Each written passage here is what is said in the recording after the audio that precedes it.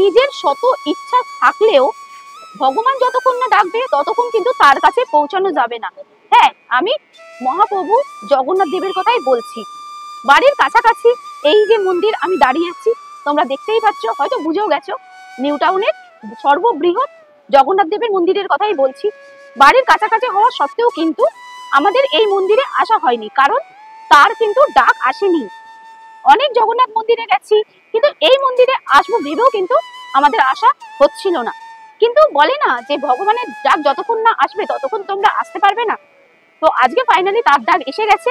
Hot করে আজকে আমাদের প্ল্যান হলো চলো নিউ টাউনের জগন্নাথ মন্দিরটা ঘুরে আসি, কারণ অনেক কিছু এই মন্দির সম্পর্কে শুনেছি। তো হট করে যখন প্ল্যান হলো, ঠাকুরের যখন ডাক এলো, তো চলো আজকে চলে এসেছি নিউ টাউনের জগন্নাথ মন্দির।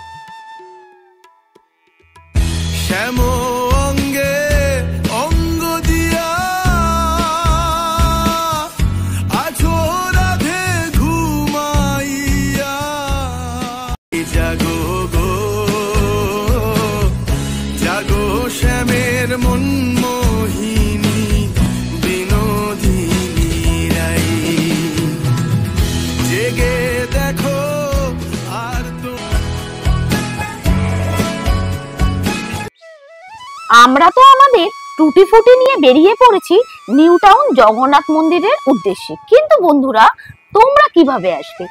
তো চলো সবার আগে সেটা বলে ফেলি। তোমরা যদি নিউ টাউনের জগন্নাথ মন্দিরে আসতে চাও, তাহলে তোমাদের যে কোনো বাস কিংবা ট্রেনে করে সবার আগে আসতে হবে বিশ্ববাংলা গেটের সামনে। বিশ্ববাংলা গেটের সামনে থেকে সাপুরজি যাওয়ার বাসে বা অটো করে তোমাদের পৌঁছে যেতে হবে নিউ টাউন জগন্নাথ মন্দিরে।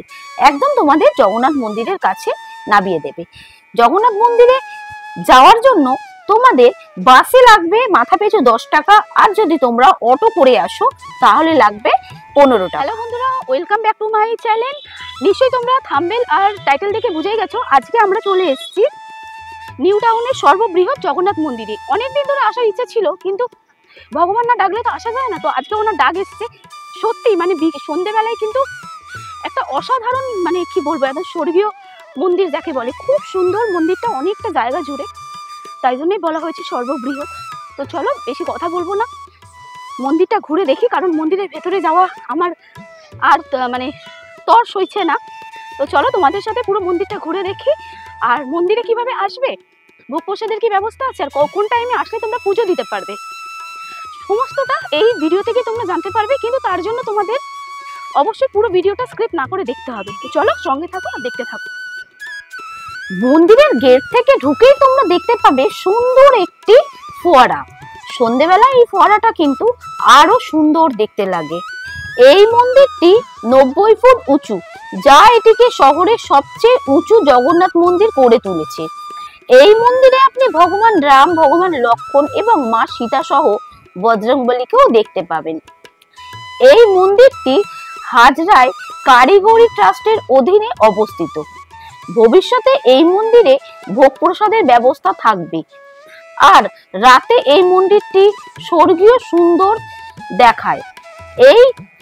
এই মহিমান্বিত মন্দিরটি কলকাতার কারিগরি ভবনের পাশে নিউ টাউনে অবস্থিত। কলকাতার নিউ টাউন জগন্নাথ মন্দিরটি তুলনামূলকভাবে নতুন একটি মন্দির, যা বিষ্ণুর এক রূপ ভগবান জগন্নাথের উদ্দেশ্যে নির্মিত।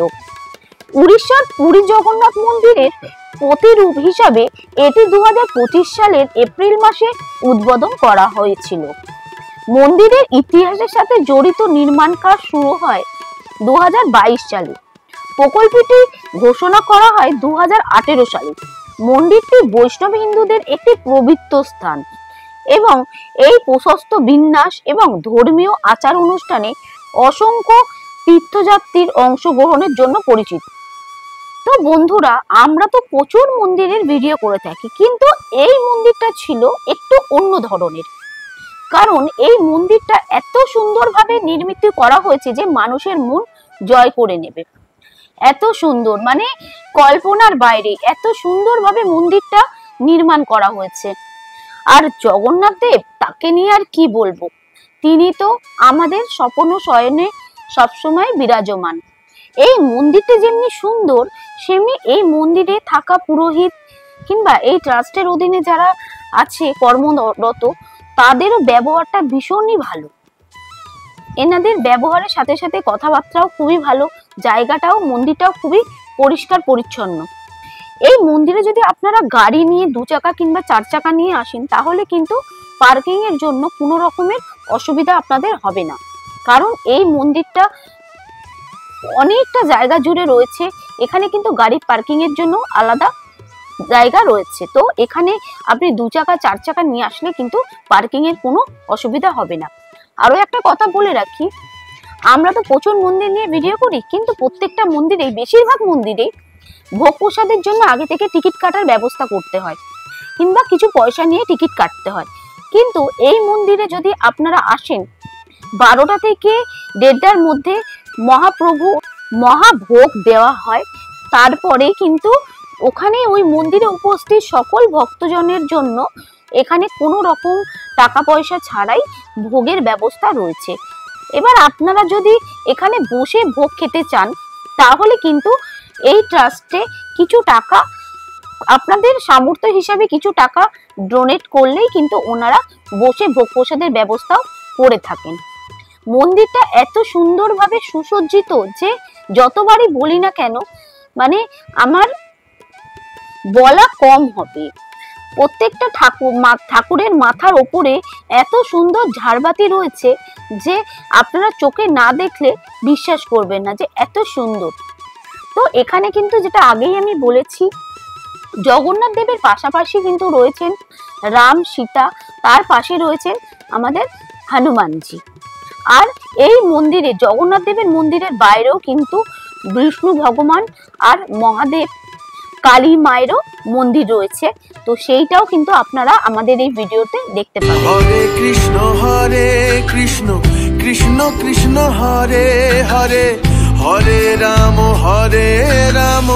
রাম রাম হরে হরে, হরে কৃষ্ণ কৃষ্ণ কৃষ্ণ হরে হরে, হরে রাম রাম রাম হরে হরে, হরে কৃষ্ণ কৃষ্ণ কৃষ্ণ হরে হরে, হরে রাম রাম রাম হরে হরে, হরে কৃষ্ণ কৃষ্ণ কৃষ্ণ হরে হরে, হরে রাম রাম রাম হরে হরে, হরে কৃষ্ণ কৃষ্ণ কৃষ্ণ হরে হরে, হরে রাম রাম রাম হরে হরে, হরে কৃষ্ণ কৃষ্ণ কৃষ্ণ হরে হরে। এখন যে মন্দিরটা দর্শন করছেন সেটি বনবিবি মন্দির। বনবিবি মন্দির মানে এই জায়গাটি আগে সুন্দরবন অঞ্চলের অংশগত ছিল, যেখানে বাঘের উপদ্রব ছিল। বনবিবি সাধারণত যারা মধু সংগ্রহ করতে যায় সুন্দরবনে, তাদের আরাধ্যা দেবী, সেই দেবীকেই এখানে তুলে ধরা হয়েছে। এটিও ঠিক জগন্নাথ মন্দিরের পাশেই এই মন্দিরটি রয়েছে। তো মন্দিরটি দেখে খুবই ভালো লাগলো যে এখানে এর একটা ইতিহাস থেকে বোঝা গেল যে এই জায়গাগুলি আগে সুন্দরবনের অংশগত ছিল, যেখানে বনবিবি, দক্ষিণ রায়, এবং তুমি দেখতে পাচ্ছ বনবিবি যার মাথায় হাত দিয়ে আছে, সে মাথায় করে মধু কিংবা কাঠ মানে সংগ্রহ করে নিয়ে আসছে। এইভাবে করে মানে পুরো স্টোরিগুলো আগে বর্ণনা করা হতো। এবার চলে এসেছি আমরা শিব পার্বতী মন্দিরে। শিব পার্বতী মন্দিরটি খুবই সুন্দরভাবে সাজানো হয়েছে।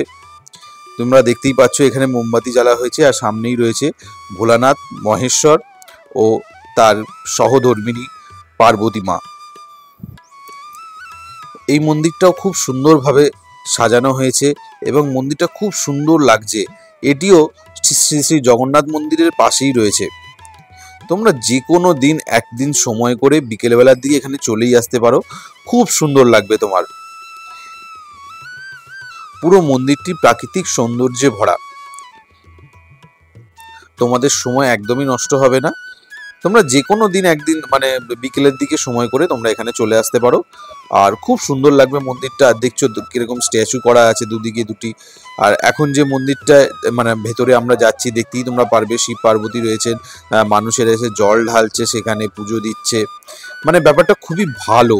অ্যাকচুয়ালি একটা মাঠের মধ্যে 3-4টে মন্দির রয়েছে, তার মধ্যে থেকে জগন্নাথ মন্দির একটা, আর অন্যদিকে রয়েছে বনবিবির মন্দির, মহাদেবের মন্দির, তারপর লক্ষ্মীনারায়ণের মন্দির। খুব ভালো লাগবে, জাস্ট মানে মনটা ভরে যাবে, ভক্তিপূর্ণ একটা পরিবেশের মধ্যে দিয়ে তোমরা যেতে পারবে। এই যে এখন যে মন্দিরটিতে আসছি, এখানে রয়েছে তো এখন আমরা এসে পৌঁছেছি রাধাকৃষ্ণ মন্দিরে। আমরা তোমাদের সবকটাই মন্দির দেখিয়ে দিলাম। আর বাড়িতে বসে যারা অনেক বয়স্ক আছে, যারা এতটা হাঁটতে পারবেন না, তারা এখানে বসেই ভগবানকে দর্শন করুন। আর রাধাকৃষ্ণ মন্দিরটা অসাম, ঠাকুরের মুখের দিকে দেখা যাচ্ছে না, খুব ভালো লাগবে, ফুল ভালো লাগবে। একবার চলে আসুন এই মন্দিরে। বাড়ি যাওয়ার পালা। আশা করছি তোমাদের ভিডিওটা খুবই ভালো লেগেছে। যদি ভালো লেগে থাকে তাহলে আমাদের কমেন্ট আর লাইক করে অনেক ভালোবাসা দিও। আর যদি খুব ভালো লেগে থাকে তো পরিবারের অন্যান্য কারোর সাথে শেয়ার করতে পারো। তো চলো আজকের মতো টাটা, দেখা হচ্ছে খুব তাড়াতাড়ি আবার একটা নতুনত্ব ভিডিওতে। তো পাশে থেকো, ভালোবাসা দিও। চলো টাটা।